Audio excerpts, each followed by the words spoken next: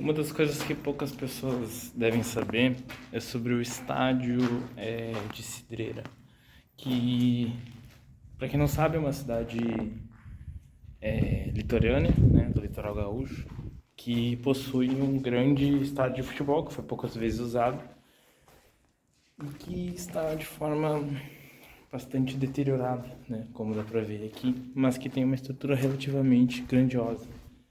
E ele está assim, aberto, abandonado e com uma estrutura bastante decadente, mas que poderia ser de fato usado para alguma coisa.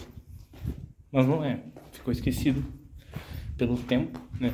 E, enfim.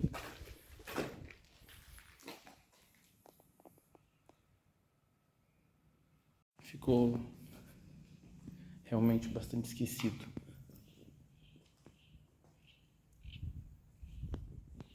E eu vou te contar o porquê.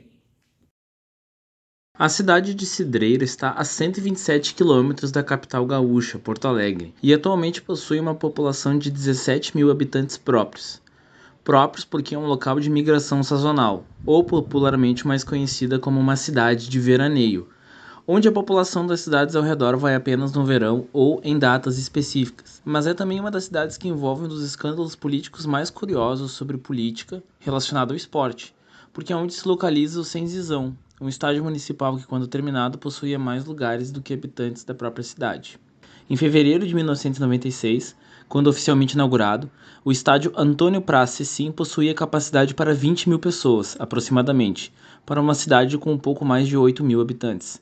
O resultado é que você vê aqui, nessas imagens, ruínas e abandono.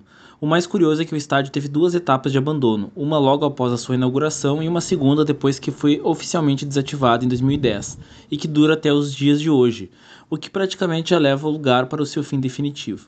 Mas que tipos de problemas levaram a essa confusa história? A ideia inicial da prefeitura de Cidreira foi relativamente boa, e já era testada em outros países como a Argentina, onde ocorriam os torneios de verano, onde times grandes como Boca Juniors e Independiente iam jogar em Mar del Plata, na praia, que é onde estava localizada a grande parte da população urbana nos meses de janeiro e fevereiro. No Rio Grande do Sul, onde ocorre o Gauchão, que é um campeonato estadual que pelas dimensões do país é quase um campeonato uruguaio, a ideia era trazer o público dos times, que estava todo na praia, para acompanhar os jogos. Aí a ideia se fortaleceu e surgiu o famoso Cidreirão. O problema principal apontado para o abandono dessa imensa estrutura é que Cidreira não tem capital suficiente para mantê-lo.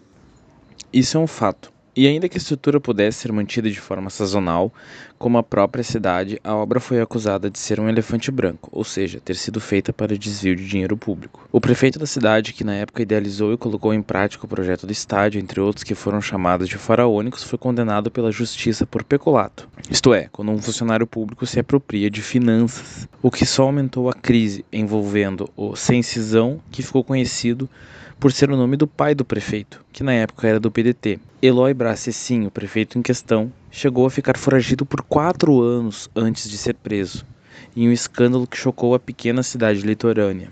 Mas aqui temos pelo menos 2 grandes problemas. O primeiro é a falta de continuidade que temos na democracia, pois as prefeituras que assumiram depois de Cecim, em sua grande maioria, eram de oposição a ele, assim não mostrando grande esforço em manter o projeto, fosse ele uma construção construída com corrupção ou não. O segundo é sobre desenvolvimento de forças produtivas.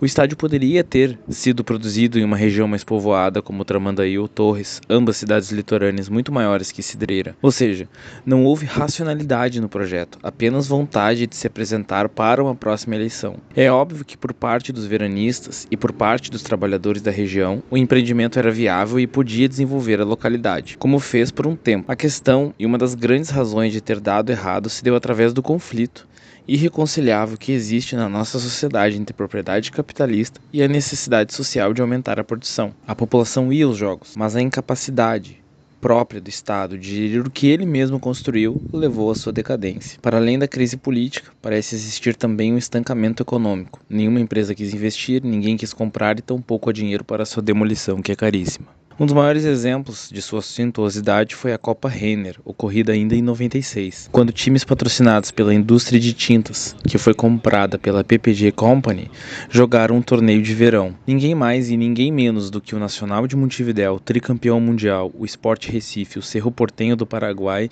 jogaram no estádio de Cidreira. O Grêmio fez a final com o Sport e então sairia campeão. A Copa foi jogada no outro ano em Recife e foi a sua última disputa. Como se pode ver nas filmagens, há banheiros, muitos banheiros, partes médicas, ainda há alguns resquícios de chuveiros, de banheiros, de ralos, de pias, torneiras e etc, mas grande parte está destruída. Convenhamos, poderia estar muito mais destruído do que está nessas imagens. Sobre a história do estádio, apesar do primeiro gol do estádio ser do Internacional de Porto Alegre, contra o Ipiranga por um gauchão, o Grêmio nunca foi derrotado ali. Teve 11 jogos com 9 vitórias e apenas 2 empates.